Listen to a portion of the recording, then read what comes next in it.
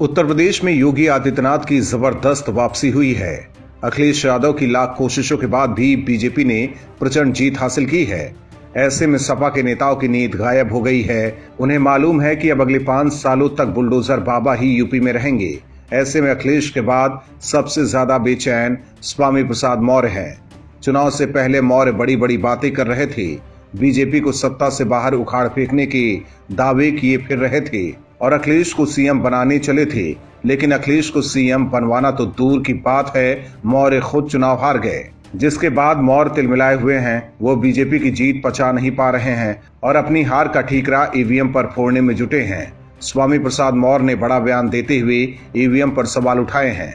मौर्य ने कहा है कि बैलेट से हमें ज्यादा वोट मिले, लेकिन ईवीएम में क्या हुआ ये समझ नहीं आया। कहीं न कहीं ईवीएम में खेल तो हुआ है। इस बारे में हमें सोचने और चिंतन करने की जरूरत है। इससे पहले अखिलेश यादव ने भी ईवीएम को लेकर सवाल उठाए थे। बता दें कि फाजिल नगर से चुनाव हारने वाले स्वामी प्रसाद मौर्य ने कहा है कि बैलेट पेपर की वोटिंग में समाजवादी पार्टी 300 से अधिक सीटों पर जीती, लेकिन ईवीएम से बीजेपी की जीत हुई। उन्होंने दोनों में अंतर बताकर कहा कि कोई न कोई बड़ा खेल हुआ है। गौरतलब है कि एग्जिट पोल्स में बीजेपी को बढ़त दिखाए जाने के बाद से ही समाजवादी पार्टी के नेता ईवीएम में धांधली का आरोप लगाना शुरू कर दिया था। सपा प्रमुख अखिलेश यादव सहित पार्टी और गठबंधन के कई नेता ईवीएम में गड़बड़ी का आरोप लगा चुके हैं, जो अब नतीजों के बाद भी जारी है।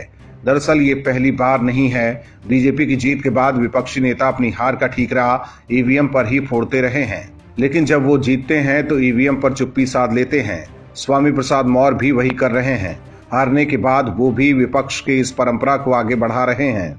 दरअसल फाजिल नगर से चुनाव हारने के बाद मौर्य की भारी फजीयत हो रही है। चुनाव से ठीक पहले सपा में जाकर मौर्य ने मोदी और योगी को चैलेंज किया था।